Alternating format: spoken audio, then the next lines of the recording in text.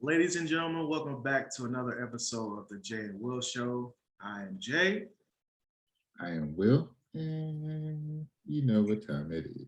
You know what time it is. So we are back for the second week in a row. We'll have kind of a hybrid video here where we will discuss the last Cowboys game in which they defeated the Carolina Panthers. We'll discuss that game, and then we will also discuss our week 5 picks coming up as well. So we will start off, as we mentioned earlier, with the post-game reaction to the Carolina Panthers game, which the Cowboys won by a score of 36-28. Not as close or closer than they should have been for sure. Yeah. Based on how at least the first 3 quarters went. So I'll toss it over to you, bro. Well, take it away, man. What are your thoughts coming off of that win? So first thing first, everybody was talking about how Carolina had that number one defense, and my idea was like, I mean, yeah, until you play us, like we're gonna really see what you got. And not gonna lie, like the beginning of it, started defense flying around, the blitz and stuff like that. Got a quick 3-and-out for Dallas, and then right after that, Dallas just drove down the field. So at that first half, it was a good one. Matchup to matchup. Carolina would end with the 1 point lead. Dallas was, to me, it was a smart play going for two. Ended up not getting it, but it was still a smart play whenever you get a penalty that moves it closer to the end zone like that. And you might as well go for it, Right. especially if you trust your offense of putting up more points in the second half. So it was ballsy and definitely worth taking that chance. Um, yeah, Dawson Schultz he gotta get his mind back in game. There's too many drops, or not necessarily drops, fumble. He's dropping the ball, putting the ball on the ground. It's just three of them things. Can't be having that. So yeah, got to clean that up. That second half was easy. It went from just being a close game. You got that down that through to Amari to for them to get the lead and that early touchdown in the third quarter. Okay. Basically stretching them out a little bit, and then everything just went haywire, like in a good way for Dallas because you had the touchdown, Stockton touchdown, pick touchdown. Like it just happened. Like it was like bang, bang, bang, bang. See that Trayvon Diggs, like that first interception was just him making a smart play, just tracking how the play was going, making a break. I think it was a could have been a bad ball, but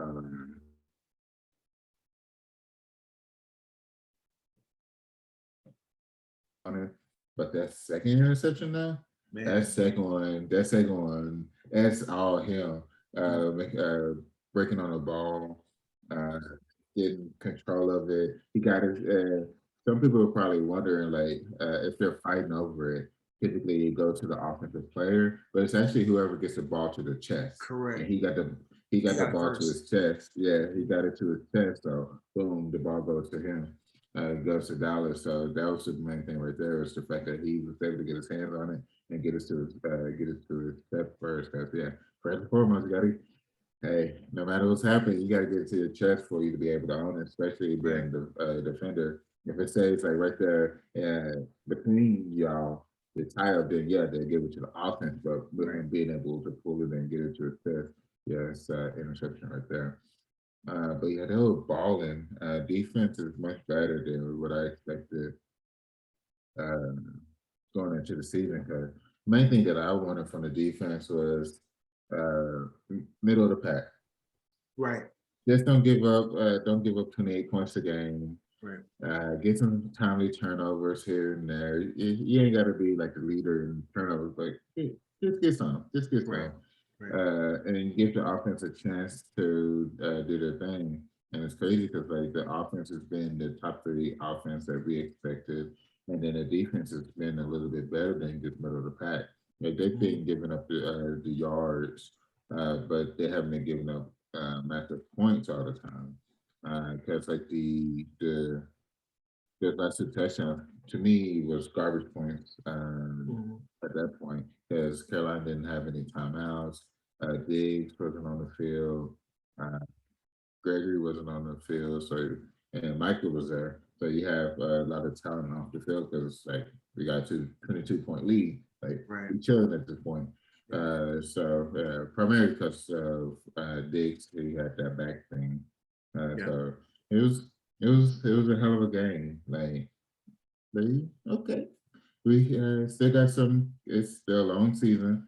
Yeah. It's only 4 out of 17, so it's still Right. got a long season. So it's going to be interesting to see how they build up on this, especially once players start to come back, because this is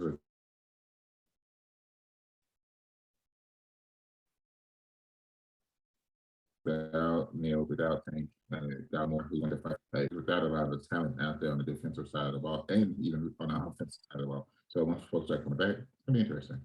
Yeah. Yeah. So a little bit for me, like to piggyback off of what you said, like the part of the game where Diggs went out. At first, we didn't know why he was out, right? We were like, "What? Like, why are y'all pulling him back?" Yeah. And then we were like, "Oh, Yeah. personnel decision or whatever." Um, but in that time in which he was out, it just showed we're one injury away from looking horrible on defense. Yeah. But to your point that you mentioned, we have guys out that once they come back, hopefully that complexion will change a little bit. Because I think there is a little bit of element of our defense where it's like, obviously with Trayvon, we're a more opportunistic defense in terms of creating those turnovers. But like you saw when Anthony Brown was in the same spot, he had a pick in his hands and he couldn't even catch it. That we were like, if that was Diggs, he would have caught that. He would have had 3 picks in the same game. So it goes to show how much, I don't want to say we're reliant on him, but how much his ability, his instincts to get the ball kind of put makeup on or put some deodorant on areas of our defense that may be exposed if he wasn't there. But it's good to have those reinforcements coming back. Your tanks, Keanu O'Neal coming off of COVID list, Bradley Knight coming off of COVID list for more depth on the defensive front. Donovan Wilson coming back soon enough. So there are those reinforcements that are becoming, and Boss Man Fat obviously as well. So there are some guys that we're expecting to get back that will kind of help, alleviate that. Hopefully, have us be more productive and also not as dependent on those turnovers to be productive. So overall, really good game. I think it's hard to blow teams out in this league unless you're just really bad. Like we've seen Houston get blown out. Buffalo's blown out 2 teams twice by like 30. I think they beat Houston 40-0, and they'll beat another team like 38-0 or something. So, but those teams are just not good. Whereas Carolina, we know, was 3-0 coming into the game. So it's gonna be hard to suppress that offense the entire game. So to your point, those points that they put up were no huddle. Let's just go. Let's move the ball. 2-minute offense type of thing, and we don't have the best defender, at least your best security blanket or ball hawk on the field. Those things are going to kind of snowball a little bit. So you have what we saw in the fourth quarter of that game. Micah's a beast, as we already know, and his ability to be able to be multiple and play different levels on the field are huge. I thought Randy Gregory played extremely well in this game. Also, I think he had 2 sacks. So just kind of seeing I think I mentioned this to you during the game, but it kind of feels like when Trayvon gets that first pick, it's like everything else just kind of starts to snowball. Like that momentum, it turned into like it's like a huge avalanche of dudes flying across the field and just making plays. It's like that's like the catalyst for them to be able to say, okay, we're here, like let's go. And so the hope obviously is, when those picks don't come, they're still able to manufacture that energy and be able to do what they've been able to do these past few weeks, because you never know how long that streak of consecutive games with pick will last. We got Daniel Jones coming, so it's probably gonna get extended. So who knows? But that's the thing. It's just kind of can those guys manufacture that energy that they're getting now once Trayvon makes those picks if he doesn't get the opportunity to do that? Because eventually he's going to stop throwing at him. And so you can't pick up a ball that's not throwing it away. And so can they keep that energy up and be able to manufacture that without having those turnovers to do it? One of the guys I really have just really grown to like, well, two guys that they got on the cheap, KZ and J-Ron Curse. Like Curse, that dude just flies the ball, man. Like it doesn't matter where he's lined up. It seems like at the end of the play, you're gonna see him near the ball somewhere. Biggest difference is like, remember back in the day, like Bray James used to be the king of that, but he was always like late. Like the play was over, and then here come Bray James coming out. Y'all good? Y'all got him? All right, cool. Now this dude, J-Ron, seems to be involved in a lot of ways. He's the guy that's doing a good job of kind of digging his nose towards the line of scrimmage and making those plays on those rundowns, and doing a good job in secondary as well. And KZ is just an energy dude. Got flagged for that hit that was not a personal foul. He definitely led with the shoulder, so it's a BS call there. I think the refs I hate to do like in the shoulder, chest area, not even in the head. You can't do anything different than what he did. So that part sucks. And I saw Dan Quinn talking about that, how even back in Atlanta, he kind of had an issue with that, where he knows that he's been making the effort to lead with that shoulder and not lead with the helmet and to hit that strike zone area. So that Quinn was saying how he felt bad about him getting flagged for that, but he made sure to reinforce to him that he's doing the right thing to continue to do it and don't get discouraged because you did the right thing and it was just a bad call. Dan Quinn, man, I can't say nothing about that dude. Just like we talked about it last week, but just how much he's just not want to simplify things, but he's made it to where he knows what these dudes' strengths are. And he focuses on that as opposed to trying to get them to do things that may or may not fit their strengths. He's saying, okay, this is what you're good at, so we're going to let you do that. We're seeing blitzes more than we've seen in years also. So it's just like you see these disguises, these blitzes, playing man more than playing zone. Like it's just all this stuff. It's just like we're not used to this. And so it's crazy to see. But when you have that talent, and you reinforce your trust in them by saying, hey, we going man, it just kind of, I think those dudes just get juiced off of that because it's like, this guy believes in our ability to do these things. And so he gives us the opportunity to do them in games and obviously making those adjustments. In-game adjustments are things, again, we are not used to seeing. What is this? Exactly. And you're looking at, even with Kellen Moore, it's like, bro, like in the first half, Carolina did a great job of blitzing and making Dak uncomfortable and, having to force the ball out quicker in some instances. In some instances, he didn't. And so it was like, they kind of made our offense stagnant because of how often they were blitzing. It was like, okay, so we're going to adjust. And in the second half, you saw those adjustments and they exploited it. And it was barbecue chicken after that. So, it's just seeing these type of things happen that we're just, like I said, not used to seeing, whether it was Jason Garrett, Scott Linehan, Rob Marinelli, whoever, those adjustments in game, we just are not used to seeing. I will never forget, we talked about this, I think, a couple weeks ago, not last week, that Atlanta game just sticks in my head where it's like, bro, he's getting killed on the corner and y'all ain't bringing nobody to come come chip, come do anything, slap protection over that side. I'm just letting Adrian Payborn make all his money.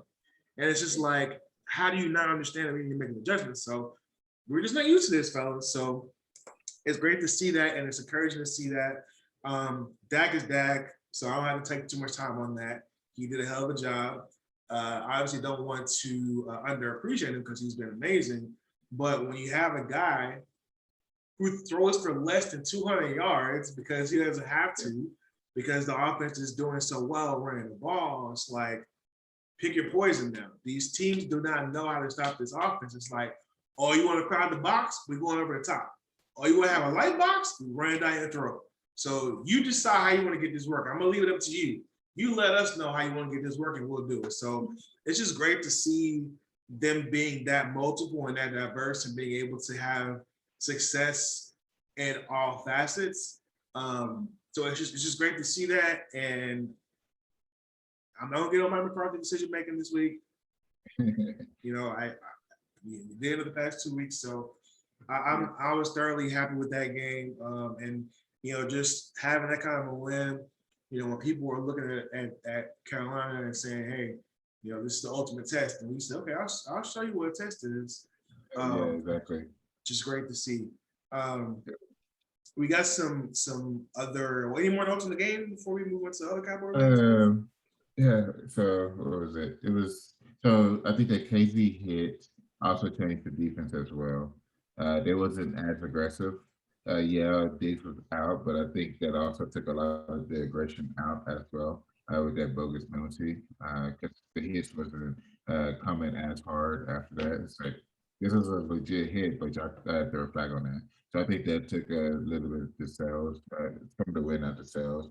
And it was one other thing, but I can't remember. If I do, I'll just jump in there. Man. But overall, yeah, it was a great team game right there. Like basically from much more from the beginning to the end, because even the defense got a 3-and-out to start the game for the Chargers' first drive. So yeah, it was a good game. Yeah, just you know, it's just refreshing. I'll just put it that way. Yeah. And we have the Giants coming up next week, and obviously we'll have our reactions to that game, and obviously a prediction later on in this video as well. Couple other Cowboy related notes that I'd like to get your take on. We are recording this a day later than usual, but it's kind of good that it is because of some of the stuff that popped up. So we have the opportunity to speak on it. So Tuesday evening, a couple of days after he was a captain, the defensive captain, going up against the Carolina Panthers, we received word that Jalen Smith was released from the team. And at the time, it seemed a little random as far as the timing of it. I think we kind of always talked about, not on here, but you know, just in discussions about how we felt like it was going to be an eventual thing where Jalen was going to be cut, and we knew that his contract, at least, and his salary was not guaranteed next year. So we thought maybe in the off season if I cut bait because they can save some cap. A lot of information has come since his dismissal that kind of shed more light on the reasoning behind it. So basically, the amount of money that I'll take a step back. So the offseason, there were discussions about what could they release him. You know, obviously they drafted Micah Parsons in the first round. They drafted Jabril Cox in the fourth round. Obviously both linebackers. So there was discussion about, are they gonna release Jalen at this point? Because they clearly already drafted his replacement, him and Vander Esch as replacements.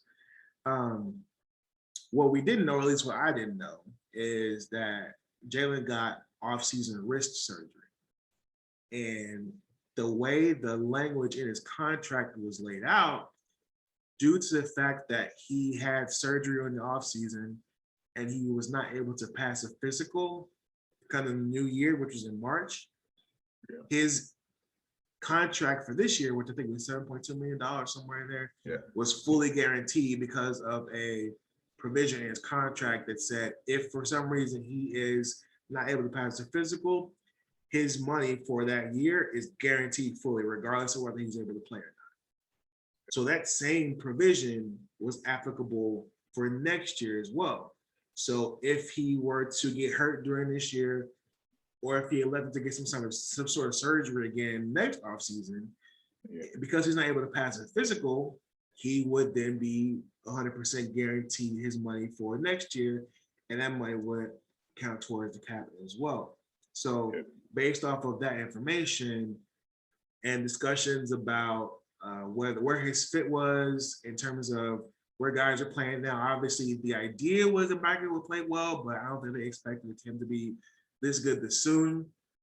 And obviously, based on what we're seeing, what they're seeing, whether it's in his special teams play or practice, they feel confident that Jabril Cox has earned the right to get more snaps on the defensive side of the ball.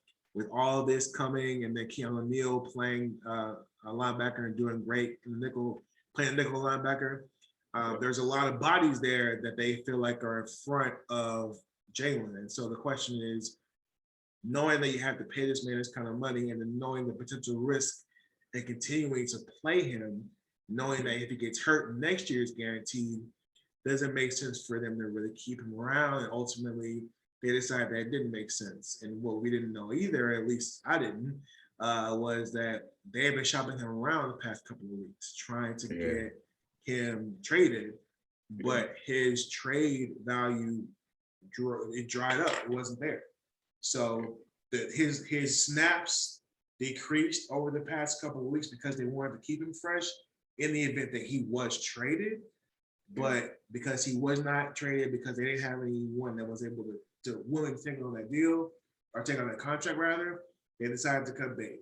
So knowing that information and knowing kind of where things are as far as the defense is currently constructed, what are your thoughts on the decision? Did you agree with it? Did you think it was smart? Did you just give your general synopsis of your opinion on their move to decide to get rid of him? I think it was a smart move because I think the overall first him as a draft pick, it was a good draft pick. He made the Pro Bowl. He had that one season he was really good. Yeah. So I think just overall him as a draft pick was good. I think them signing him to that contract was bad, and that's what made for us as a fan not like him as much. Because at that point, that's when he lost. It was just weird because that's when he started swiping the clear out view, and it was like after a 45-yard gain, now you want to do the swipe. It was just a whole weird situation. Like, are you even paying attention? Like, you have a really bad defense, but you're celebrating right now. But I think overall, I mean, it was bound to happen. I think it was a good move because this allowed for Jabril Cox to get more playing time. Also, that's the main thing when it comes to say Brian brought us on the fan.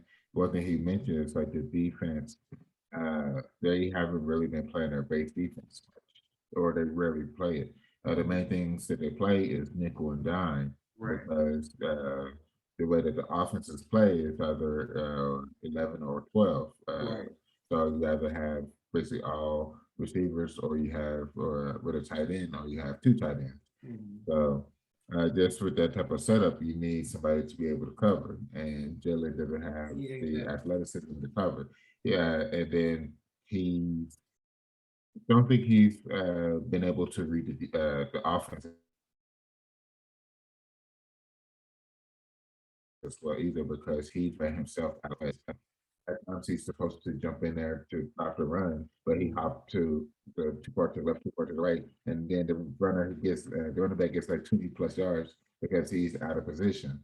So it's just stuff like that. It's been just right on the walls that y'all gotta do something about this. So Dan Quinn finally put his foot down, say it's been good. You've had your time here, but it's time for these other guys to be able to do their thing. And I think they're going to be able to shine. I think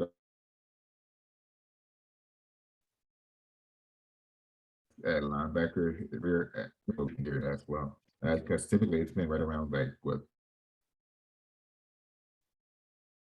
so then I have LVE, you got Cox, you got Neil, you got Micah, and then Micah also goes down, puts his head in the ground. I think you also have Donovan Wilson, a bigger safety, but he can also play linebacker as well as far as coverage. So now you end up having like 3 safeties out there. This just gives him a little bit more flexibility for the overall defense because the main thing that you don't want to be is predictable. So now you have guys that can actually stop the run, stop the pass as well, move around like better. I think it was a good move. Just hope wherever he goes, which looks like Green Bay. So to be honest, I want him to hurt their defense because I hate Green Bay. I mean, I will say that I think that for the most part, even if Jabril or whoever they bring in isn't that good, at least they're cheap, right? Like it's a 4th-round pick, so you're not spending a whole bunch of money on that. And it's even if it's not an upgrade, even if it's just the same, it's still he's a rookie, so he's gonna get better. Like he hasn't reached his ceiling yet. I think Jalen's ceiling was 2 years ago. And so, it's just not worth him studying the growth of those guys, because the only way you're gonna get better is by having an opportunity to get those reps. And the sooner you can get those guys out there to get those reps, the better. And so, they can learn from those mistakes that they make. With him, it's like, bro, if you miss a gap, like you were talking about, you don't have no speed to catch up. So that dude is gone. Like, it's over. Yeah, exactly. It's now up to one of the DBs to get him, because you can't catch up to him. So at least with a guy like Jabril, who's younger, if he misses the gap, at least he's got some speed to potentially catch up and make up for that, that miss. So, with Jalen, it's like, bro, you miss a cut, or if you miss, a gap assignment, you done. You might as well go to the sideline until the next play, because it's like, you're out of that play now. I'm sure he's a good dude. So, I mean, I don't want to be like dancing on his Cowboys grave or whatever, but at the same time, it's like, you're going to take Packers, so. Fuck yeah, whatever. So yeah, I mean, whatever. I like, good for him, like, that he got back on his feet. I don't know much about the linebackers for Green Bay, but I'm pretty sure they run a 3-4. Yeah. And if they run a 3-4, that means he's going to be on the field a lot more than he would be here, because you got your 2 out of your 4 linemen are playing basically defensive end, and then you have 2 middle linebackers. So if that's the case, if he's playing middle linebacker, he's gonna be dependent on it being coverage. Good luck. But again, hey man, thanks for I don't know, thanks, I guess, but good luck to you. No shade, The shade was there because you stunk for us. But now that you're gone, I know you will. Good luck, man. Hope you do well. Just not well enough to beat us. Yeah, exactly. And plus, Green Bay, they already got the reps. They don't need J-Ho to beat us. You're not gonna really be able to add too much there. So that's that part of the news. And Jesus, what was the second thing? Gilmore, did you want to? No, I thought there was something else I wanted to talk about. I can't remember what it was. Oh yeah. Oh, I got that. Yeah, go ahead, bro. Take it over. So this UT alum Emmanuel Acho on Fox Sports been wilding out. So like a couple of weeks ago, he was saying how decking and all that, he just he's struggling or whatever, pay him all that money, and he's not an elite quarterback because of his touchdowns, yards, and all this stuff isn't at the top of the league. So it's like, but he's doing what the offense, the flow of the offense. Like the first game of the year against Tampa, he signed that mofo all over the field. We ended up losing, but hey, he kept us in it. He balled out. Defense couldn't stop Tom Brady, but who can most of the time, especially at the end of the game. So it happens. But in these last 3 games, it's been more run dominant, which is understandable because if you pay attention to ESPN2 on Monday night with the the Manning cast, he tells you they cover 2, those 2 deep safeties. What are you supposed to do? You run that bad boy down the throat until they decide to change it. That's what Peyton said. And so that's what folks have been doing. They've been doing cover 2, the deep safety. So you get that bad boy to Zeke and Pollard, and just it is what it is. So he doesn't have to throw the ball so much. And then over the past couple of days, he's come out with some more hot garbage. So we have one that says like the Cowboys should hate the release of Jalen Smith because they love first round pick Michael Parsons and this adds more to his plate. Parsons was already asked to do too much last week. Look how it cost him and the Cowboys points. Which it was craziness. It was stupid. Yeah, but Micah got time. All right, that's one thing Yes, that you need to know sir. is Micah got time. So Michael responded, "I don't think you have any idea what you're talking about." And once again, this is a horrible take. He Mm. got time. So Acho, I expect your opinion, your game as a ball linebacker, and your agent.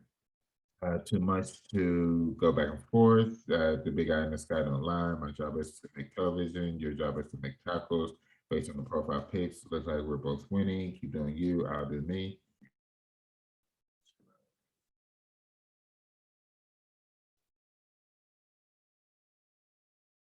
Michael responds, I mean, we definitely not true until you actually know the coverage and the job obligation of each player on the field. Because actually, me and Jalen were right. So it's all about that play. So it was just some foolishness. Like it makes no sense for him to. It just feels like he's doing the shock jock type deal to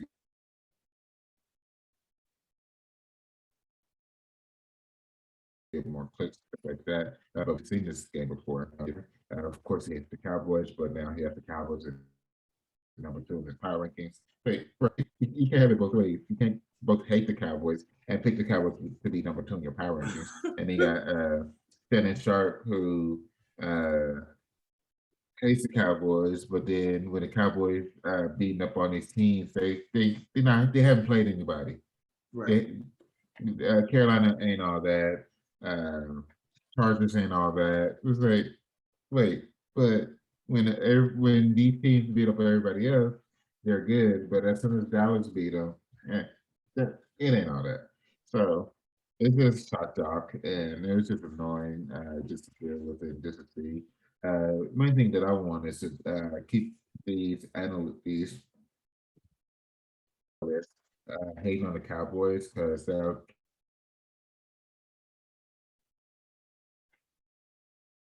keep them like it's just gonna make Micah that much hungrier. I got for folks at the Lions to the best there because of it. What do you think about it? So Emmanuel Acho played 48 games in the NFL. Yeah. He played for 4 years. He played for 4 teams during those 4 years. I didn't know that. So you were drafted in the 6th round, pick number 204. Okay. So, not gonna lie to you, gonna trust the words of a 1st-round pick that was drafted number 12 overall over years because I'm pretty sure his contract, the length of his first contract, is longer than all the years you played in the league combined. You're only 30 and you're on like your 4th job since you left the league. So clearly watching tape and applying it to the field was not your strong suit, buddy. So I'm not here to have you be the words that I listen to and I grab my knowledge from when you couldn't hack it in the league. And what's weird to me is one of your first jobs out of the NFL was working for the Cowboys. You did a talk show with them. Yeah. So I don't know what this is. Like you talked about it. I don't know if he just wants to be Stephen A. Like I don't understand what this is, but you really made your name with those uncomfortable conversations with white people. You should probably just go back to that and be an expert at that instead of trying to break down tape. Darren Orlovsky you are not. I will say that much. Because even D.O., who does not like the Cowboys, has been giving them flowers upon flowers upon flowers this year because at the end of the day, he sees what he sees. And in terms of their product on the field, it's paying dividends based off of the changes that were made in the offseason. And one of the things that they have done is looked at their talent and looked at what makes sense for the future and realized Jay Smith is not part of their future. So they're trusting Micah, they're trusting Dan Quinn, they're trusting the linebackers they have on the roster. Tells me enough to say that if they decide it's time for Jalen to go, it's time for Jalen to go. So for you to say that it's gonna put too much on Michael Parsons' plate, bruh, he didn't play defensive end in college. He practiced for DN in 1 week and looked better than half the league at that position. So I think his play is fine. Most of the league in that position. So I think he's fine. I think he's okay. Like, just find something else, bro. Find something else. Like the whole spot about, hey, the Cowboys, that's already taken on your network and on the big network. Like, those seats are already taken. So find somebody else to do this with, or go back to having uncomfortable conversations. But this, not the hill to die on, bro. Not the hill to die. So, and you're from that. I just don't get it. Now, I know Sam Acho, who's his brother, he's on ESPN. He's from Dallas too, but he said that they grew up Philadelphia Eagles fans. Don't know why. Nobody's perfect. But at least he acknowledges, like, yo, we were Eagles fans growing up. This Acho, just I don't know, bro. But I just appreciate Micah for, like you said, having the time tonight to make sure you know that we are watching you. So don't come back with this, oh, me and your Asian friends, I want to go back and forth. No, go back and forth, bro. Go back and forth.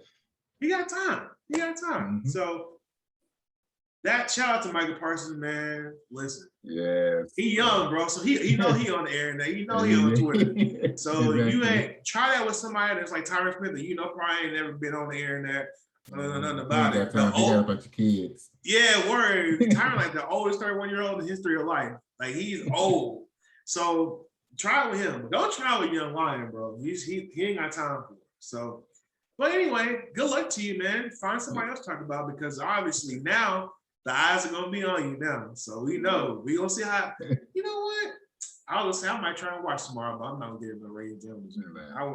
I'm interested to see how he responds to this, but it'll be on Twitter somewhere, so I'll wait for it. Exactly. So I'll wait for it there.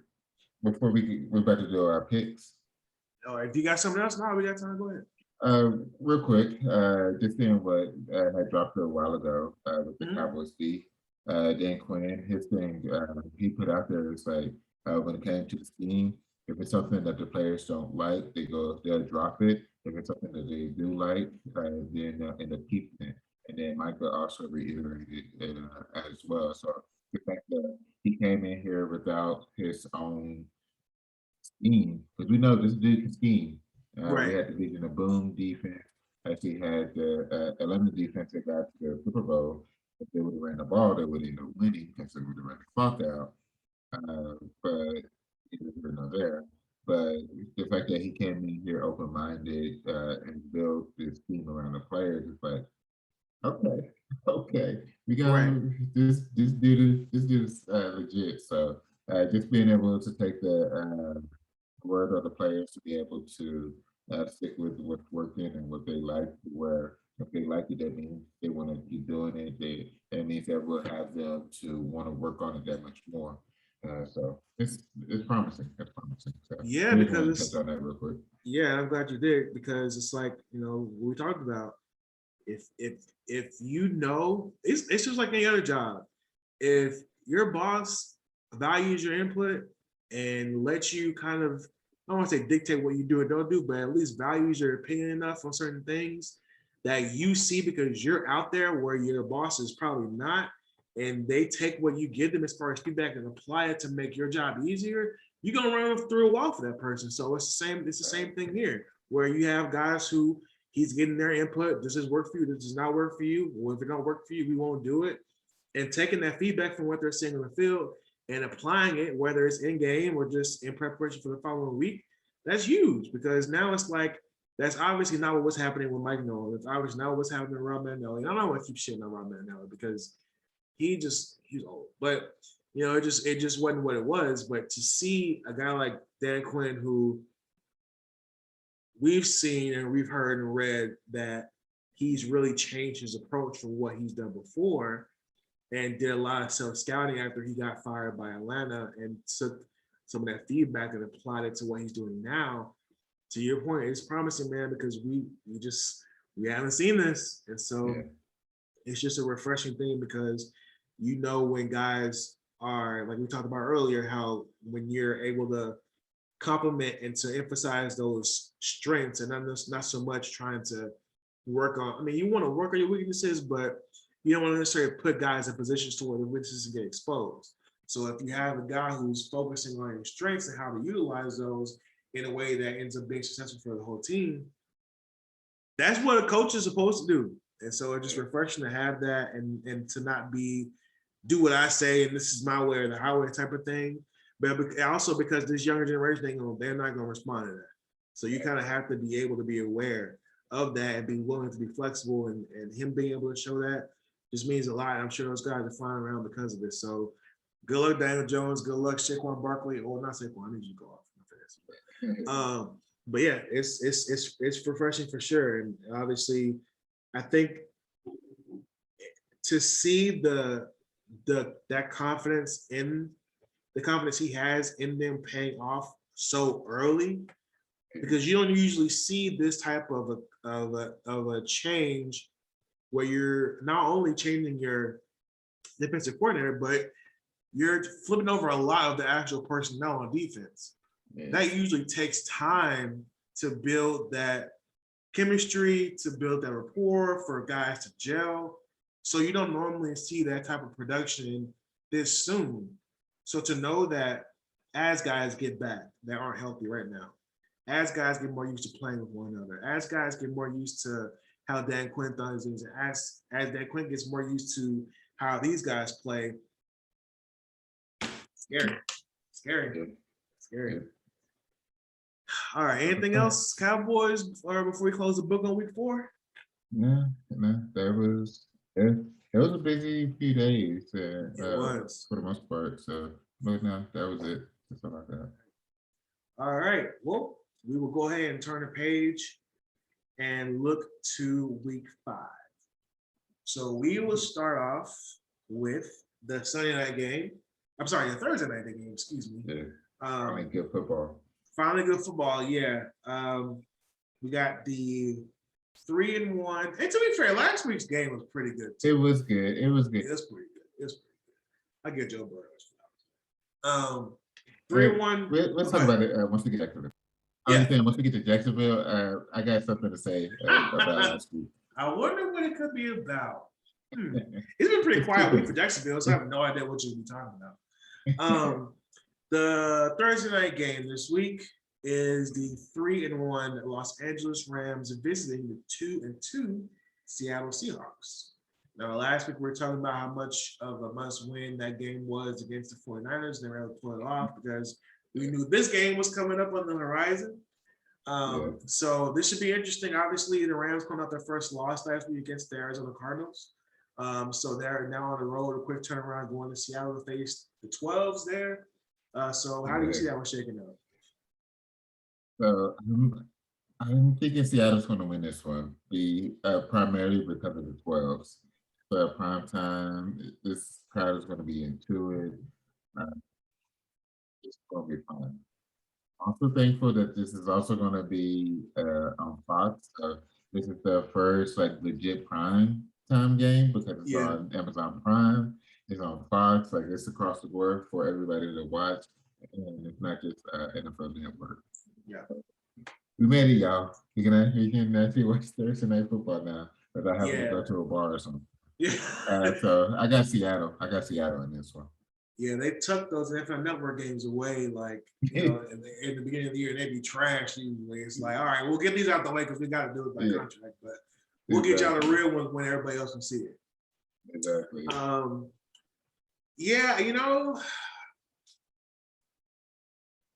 tempted to pick Seattle because of the 12, like you mentioned, but their defense stinks. It stinks.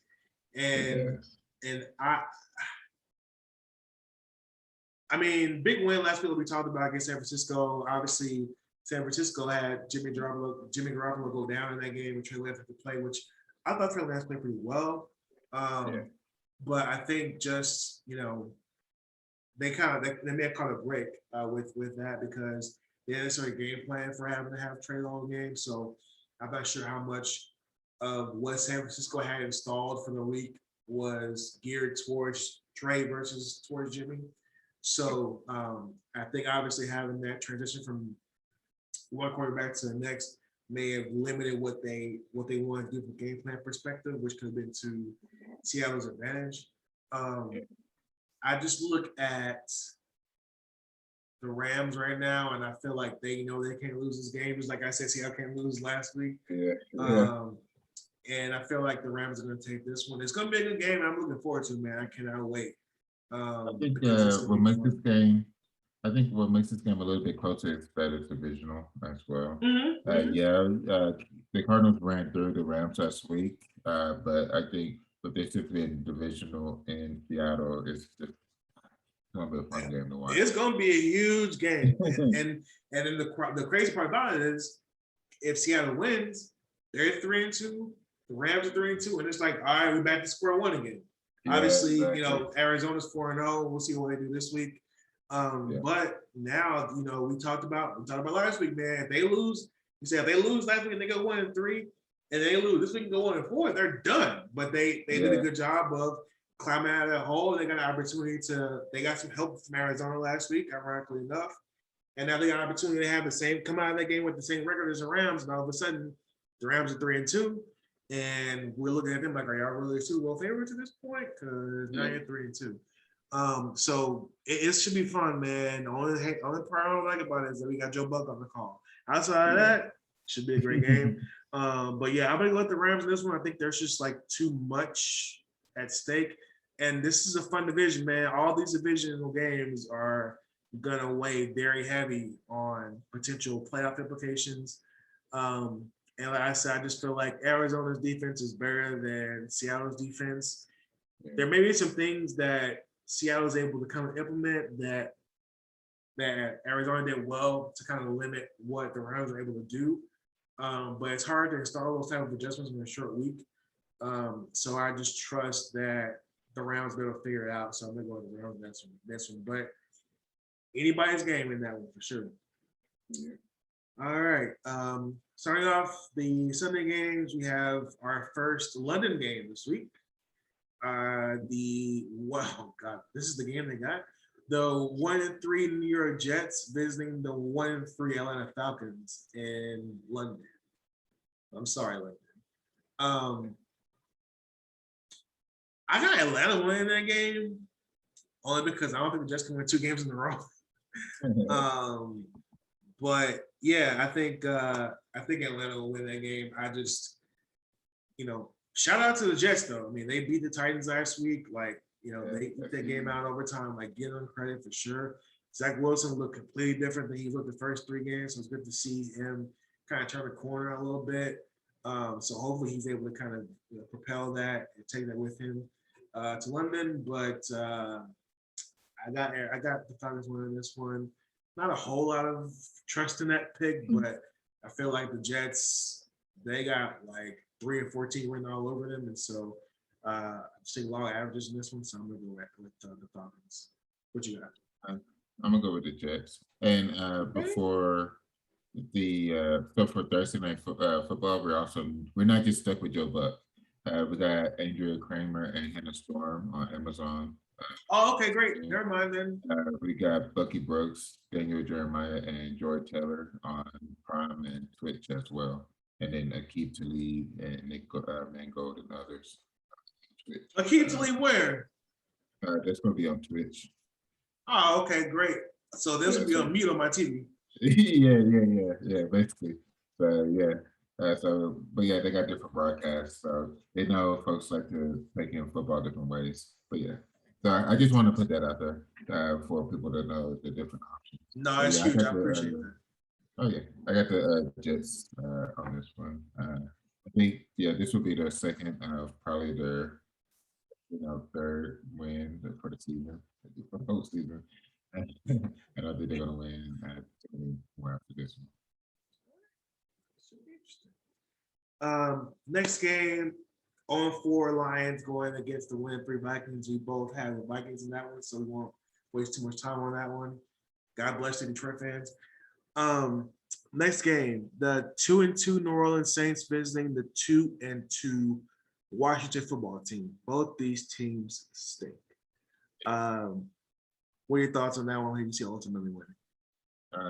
I'm hoping New Orleans wins. I can't believe they lost to the Giants last week. I can't believe that. That's ridiculous. That's ridiculous. And it's like they've done a complete 180 of their first game of the year. It's just been downhill basically ever since. So hopefully they can beat Washington. Do something right. You know, this Taylor Hockey kid, he's playing football out there. The kid, I gotta give it to him. I mean, I know first time I saw him was when they played Tampa in the first round last year in the playoffs, and he kind of gave them a run for their money. I kind of felt like that was just the defense keeping him in the game, but he out there. He out there. I don't know how much. I mean, if I'm being honest, I don't know how much better Fitzpatrick is than him. Like, I'm not saying that Fitzpatrick is bad, but they're not getting bad ball. Like, he's playing well. The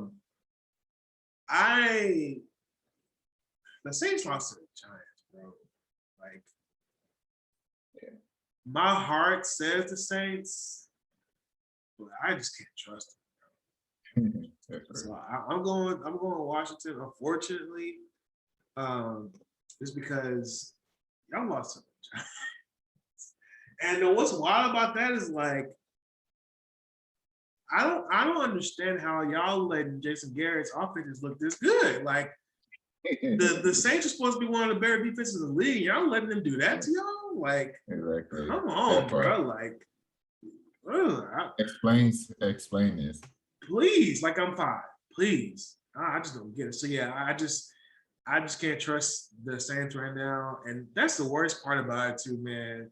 That was their first game at home this year. And obviously we talk about the hurricane stuff and them being displaced. This is their first game back in New Orleans against the Giants. Like, I know that place was rocking. They were ready to see them, welcome their Saints back with open arms. They're all lay that egg on the field. Just lay the egg. Horrible. So yeah, I'm going to Washington. That's why I just don't have to be in the Saints right now. Next game, 1-3 New England Patriots visiting a 1-3 Houston Texans. I think we both probably feel the same way about this one, but who you got?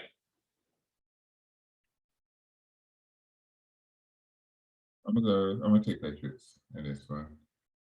They actually played a really good game. They did. Against Tampa, and Houston got beat 40-0. So yeah, that's that. Yeah, those two too. It's wild because it's like I'm taking New England as well, but just as much as there are like a lot of really good teams this year, there's a lot of really bad teams this year. And they really stink. Like, it just, I don't know. I guess maybe it's the same as always, but for some reason it seems like there is a wider disparity. What am I trying to say? Disparity. Thank you. Disparity between the two. Like, there are like, I would probably put like your Broncos, your Panthers, I wouldn't even put Cleveland in that. But there is a middle tier, but it feels like that middle tier is a lot thinner than normal. And it's like you got your juggernaut teams, like your Cowboys, your Packers, your Rams, your Cardinals, those like Tampa Bay, like those like higher tier teams. And there used to be a lot of those, like the Chargers, Chiefs, those guys. And there's like maybe a handful of middle tier teams, and everybody else just stinks. So it's just weird to see that kind of dichotomy, because normally things are kind of more in the middle. There's a lot of middle pack teams, and only like maybe like 4 or 5 teams that are like, top tier contenders. But there's just be a lot more contenders this year than normal. Like, if you look at like the teams you can look at and say they can make the Super Bowl, and there's like 8. Like, and we're only 4 weeks in, but even usually 4 weeks in, you start to see, we thought they may have a chance. They're not that good this year. But there's not that. It seems like there are the teams that we thought would be up there are up there, and there are more teams that we may not have thought would be up there that are hanging around as well. So it's interesting, but Houston is not one of those teams. So New England should take care of business pretty handily against them. It's like you said before, they played a great game against Tampa Bay. They probably should have won. For whatever reason, Belichick decided to go for a 56-yard field goal in the rain with an injured kicker. Don't know what the reasoning is behind that when Mac Jones was hot in the fourth quarter. But yeah, I got them going. That was a weird game, at least the way it ended. You of all people should know you gotta be aggressive going against Tom Brady. So the fact that he was like 56 yards, no, should be good. No. Next game, 1-3. Miami Dolphins visiting 3-1 Tampa Bay Buccaneers. We both agreed. Tampa, no reason to talk about this one too much. Going on to the next game. 3-1. This might be a good one. 3-1 Green Bay Packers visiting the 3-1 Cincinnati Bengals. This will be a litmus test for Cincinnati. It might be a good one. Their defense is pretty good, not great, but good. So it should be a good game. How you see that one ultimately shaking out? I think Packers going to end up winning it. I don't know if it's going to be a close one, but I think he'll win it at the end. He only needs 37 seconds and no timeouts to pull out a win. I think they'll end up winning this one. It should be a good one. Cincinnati is showing that they belong in that division. It's a tough division. The AFC North is a tough. I'm looking forward to this one, but Green Bay got this one.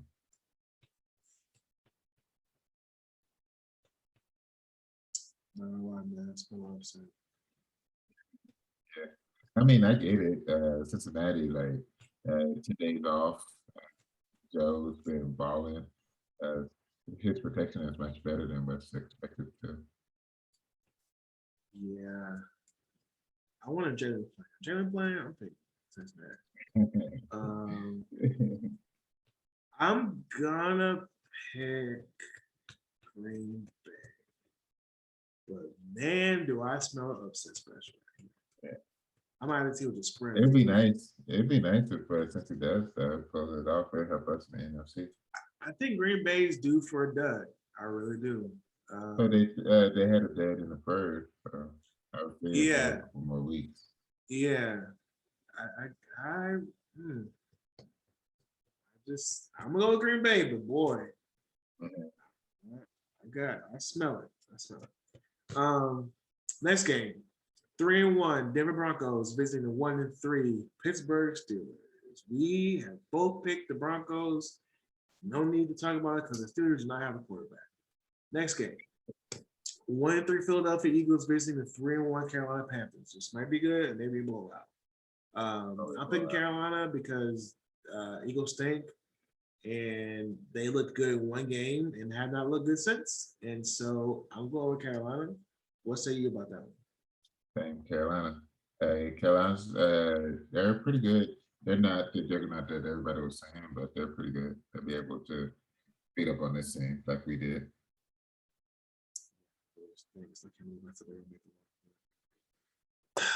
All right. Next game, another one. Well, no, we were talking about this one actually. So 2-2 Tennessee Titans facing the 0-4 Jacksonville Jaguars. I think we both picked the Titans to win this game, but I want to hand the floor over to my co-host because although it seemed probably relatively quiet to you guys, I'm sure you didn't hear anything about anything that happened with anybody affiliated with the Jaguars over the weekend. My brother got some exclusive information. It's like give him this floor to touch on that. So Urban Cowboy Meyer decided to hang out in Ohio a little bit the game, which is weird because typically teams fly in together, teams fly out together, unless you are the reason that the team lost, or maybe he the reason they lost.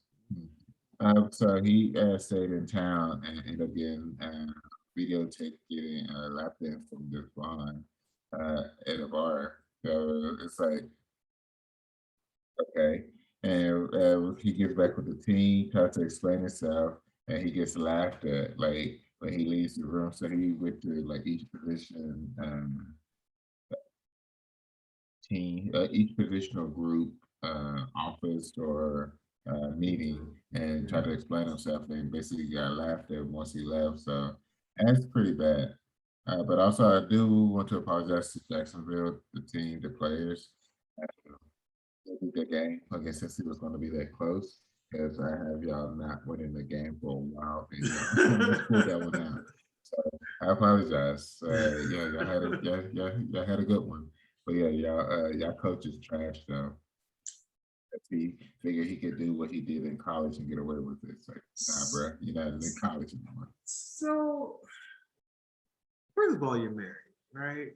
And your reasoning for staying behind was because you wanted to spend time with your family. Yeah, And now, grant this was your bar, fine, but she was not your partner. So, what were you doing, sir? And then the reason why you got laughed out of your meeting rooms was because you tried to say that you didn't know what she was, and it didn't look like what it wasn't what it looked like. It's like, bam, there is footage of you potentially giving her a cavity search. So even if you didn't know who she was, even if you didn't know why she was near you or around you, you clearly have an issue with it.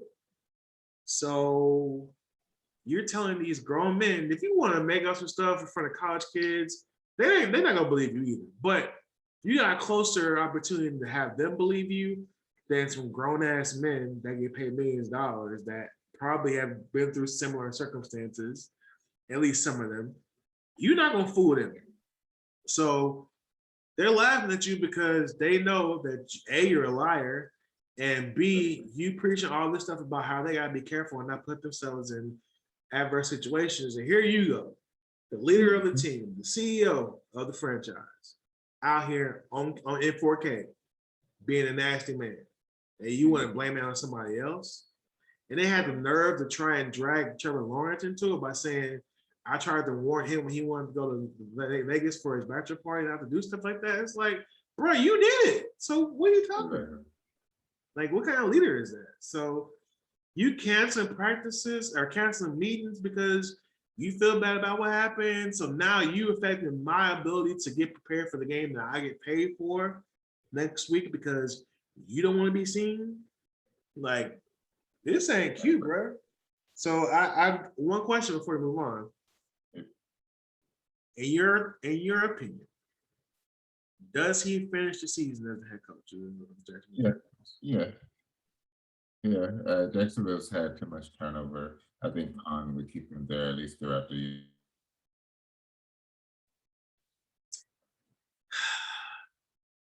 It's just I think it's I know it's bad. It's bad. so bad. Actually, let me see by Thanksgiving. We'll Let me circle see back. by Thanksgiving. Yeah. If they're like 0-10 by Thanksgiving, because they ain't win this game because they ain't even preparing for the game because the whole time you've been answering questions about old girl. And it's like, Exactly. why don't you just say, I'm not answering any more questions about this. I've addressed it. We're moving on. Like, just be done with it. Why do you keep answering questions? Exactly. Because every time you answer questions, it gives us more stuff to talk about. It's like, just dead it. Look, we talked about it. It's over. Next question. I'm not answering no other questions unless it's about this team or Tennessee. Being done with it. But what do I know? I don't know nothing. You're supposed to be one of the greatest minds in all of football and one of the best coaches ever. So don't take my advice. You clearly got it somehow, somewhere. But you don't have this week because you're losing to the Tennessee Titans. All right. Anything else on the Jaguars? Good luck to you guys in Duval County. Good. Next game. First game of the late games. 3-1 Cleveland Browns visiting the 3-1 LA Chargers. Should be a fun one. How you got that? Got Chargers? Yep. No the more they make us look good. That's a great point. I kind of want to see this. So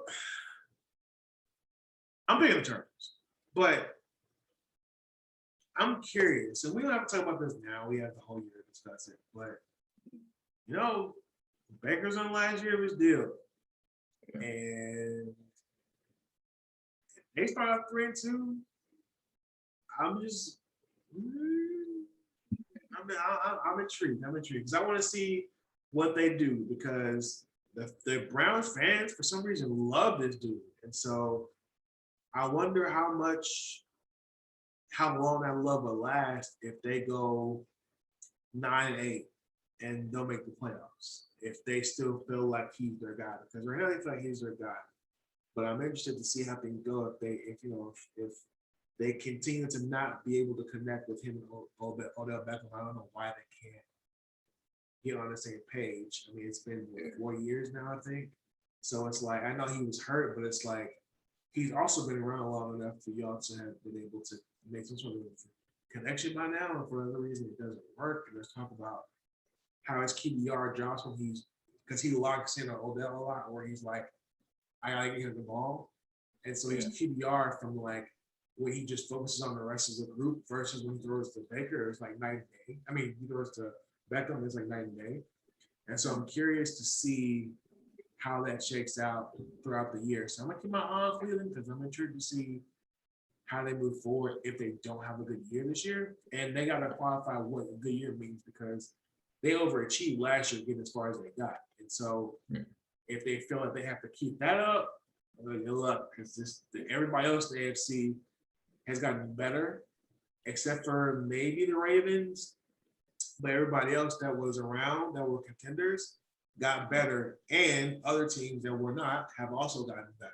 So it'll be interesting to see how it goes. But yeah, I'm gonna go with the Chargers this one. This will be a measuring stick for them to see where they stack up because if they don't win this game, or they can still lose the game to be competitive. Like if they're competitive in the game, then there's reason to be encouraged. But if the Chargers run them off the field, that's gonna be interesting.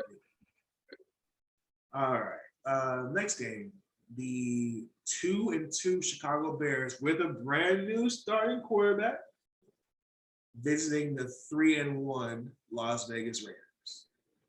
You feel like potential momentum from them announcing Justin Fields to start moving forward propels them anyway in this game, or not this game? All right. Next one possibly, but not this one. Actually, the next one will be fine. We'll talk about that next week. But yeah, not this one. I'm gonna say this week.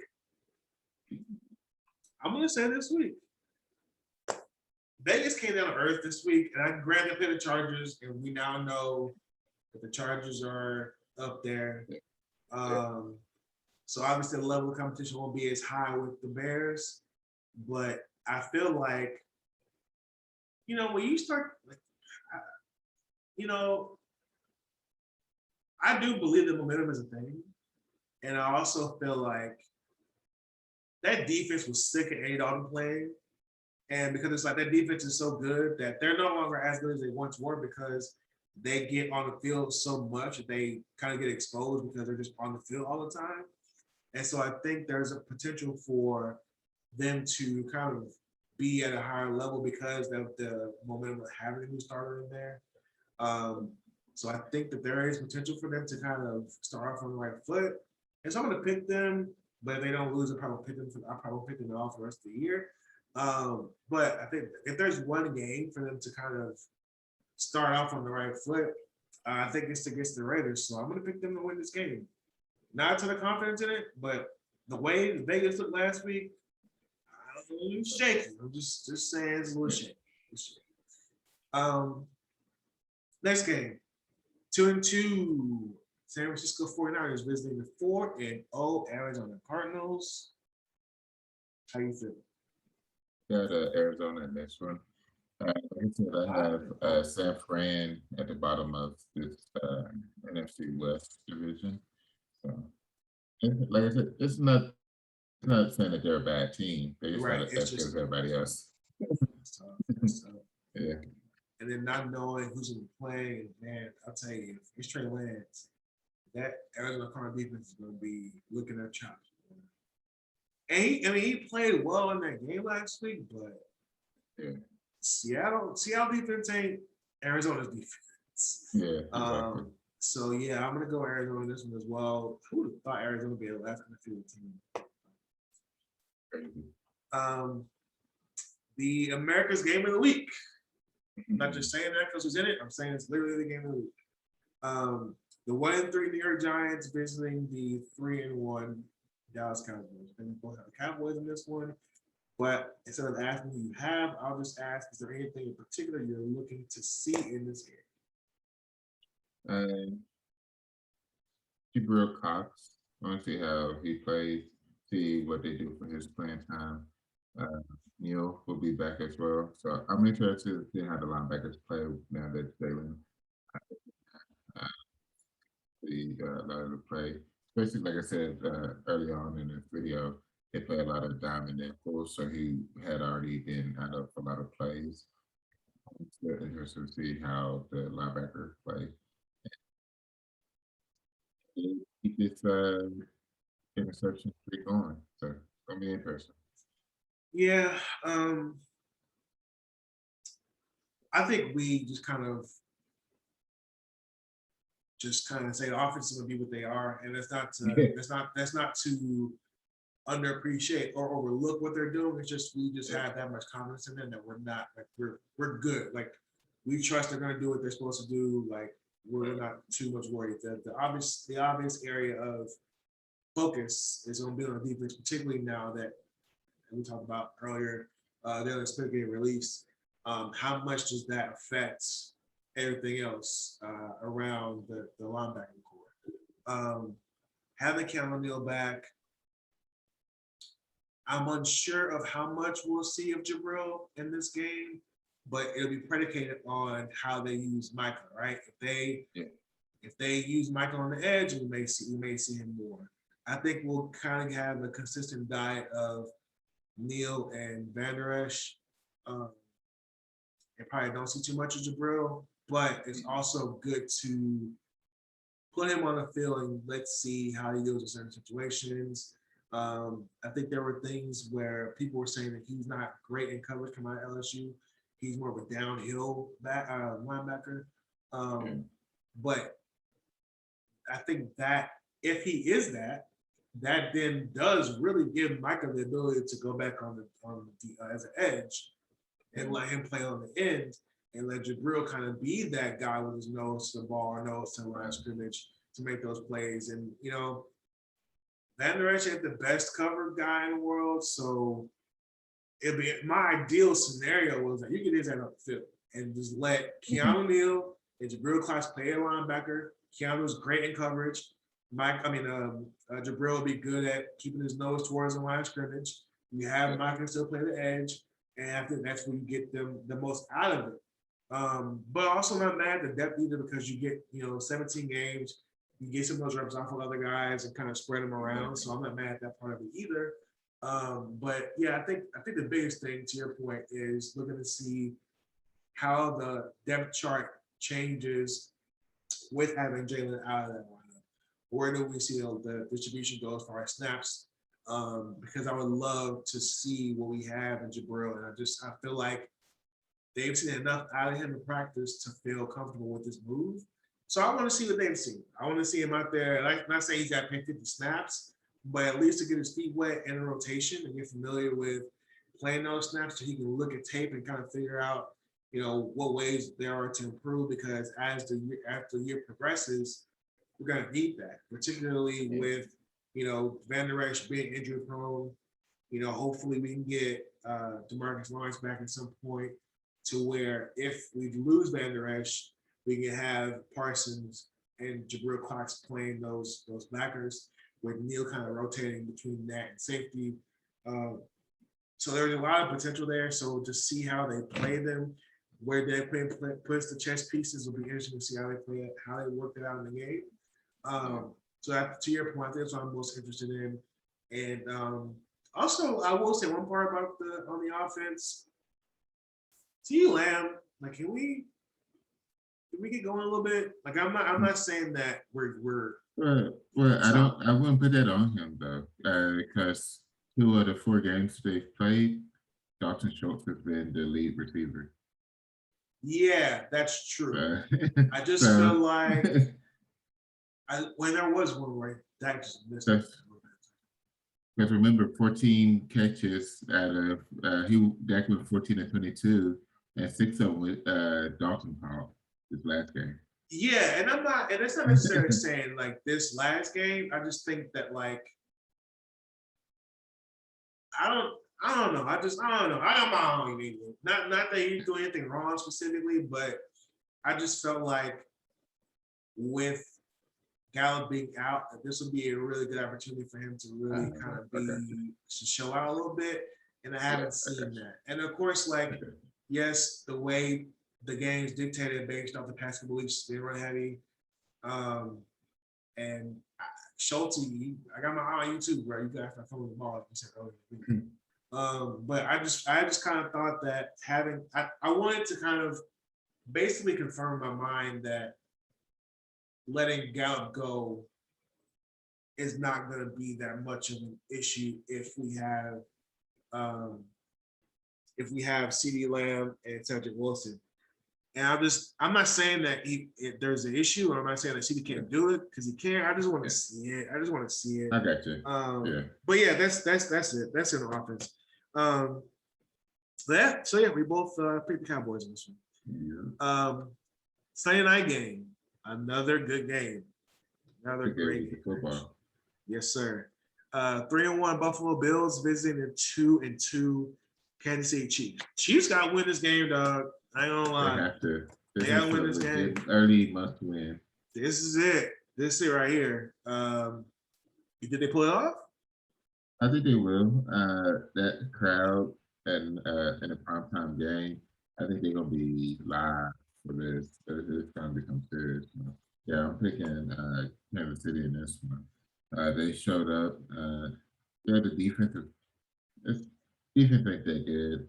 It's kind of like it was a few years ago, which was holding back from being greatness. Yeah. So I think they're within that same situation as again. So they're gonna have to figure something out with that. I'm actually surprised that they didn't go after Gilmore to try to get a pick, just send a pick to New England for him. Maybe New England didn't pick up the phone call. Right. But I definitely, that's definitely someone that should have went after a top-notch cornerback. But yeah,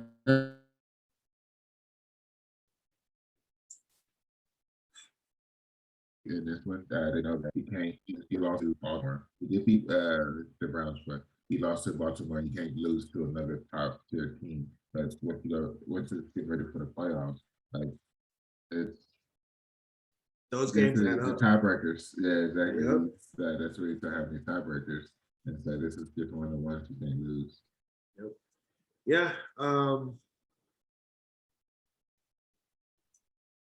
I am gonna go with Buffalo. I want to see the world burn in Kansas City. I just think, and I think we talked about this. I can't remember if I mentioned this to you on this show or if I just mentioned to you in passing how close these games of the Chiefs have been over the past 14 weeks. Yeah. And like, it's just, they have, I think what's been different about them too, at least from what the games I've seen this year, is they're not, I mean, outside of the game against Philly, because Philly's defense is just atrocious against them.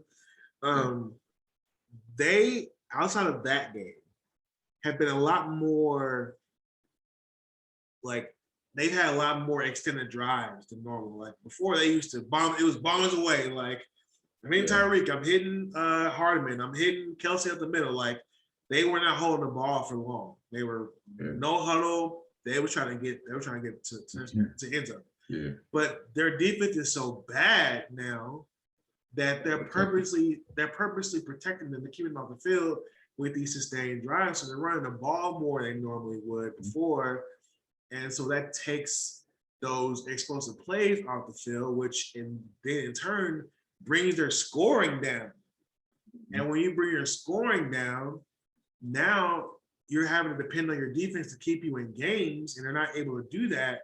So it's kind of one of those, what came first before the chicken or the egg, because it's like we're trying to streamline our offense to be more time possession heavy. But it's like when we do that, we can score, but then the defense is so bad, they're giving up touchdowns really, really quickly. And it's not, it's still not really helping. So it's kind of one of those things where it's like, I can't just be ball dominant and hold the ball all game long when y'all aren't helping us on defense. Because if I do that, that means if y'all can't keep the other team out the end zone, we have to score more. So then it changes our approach. But they've had a lot more 10, 12, 13, 14 play drives than normally would before, because they're purposely trying to keep their defense on the field.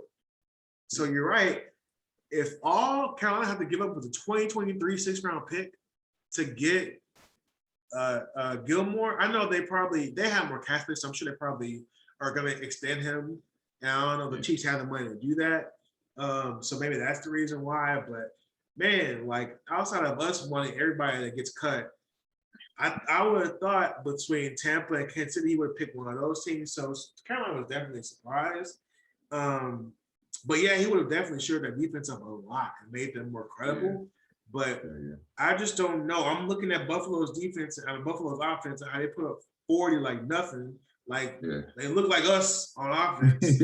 40 Burger City. So it's like, do I expect Kansas City to be able to stop them? Like, I don't know. So Buffalo's defense is legit. They're shutting teams out. They got 2 shutouts in a year already. 2 of their first 4 games have been shutouts. Their defense is not allowed points in half of the games they played. So looking at that, looking at how explosive their offense is, I just don't see Kansas City winning this game, although they have to win it somehow. But yeah, just based on what I've seen so far this year, I'm gonna go Buffalo, and I'm not gonna lie, I want to see how adversity, looks with Kansas City, because they lose this game and they fall to 2-3, and the way that division is right now, where the Raiders 4-1, the Raiders 3-1, the Chargers 3-1, potentially both those teams being 4-1 before the Chiefs even take the field next week, like. That's tough. And you got obviously Denver as well. Like if they win, they're playing the Steelers.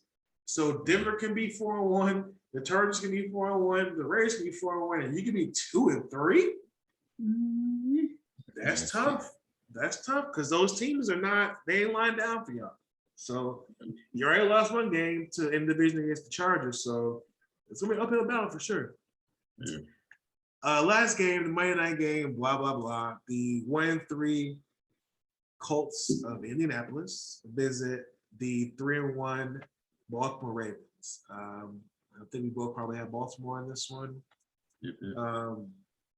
Who would have thunk it, man? The way they started the season out, they could potentially be 4-1 after all that. So shout out to them. Shout out to Lamar. Shout out to Coach Harbaugh.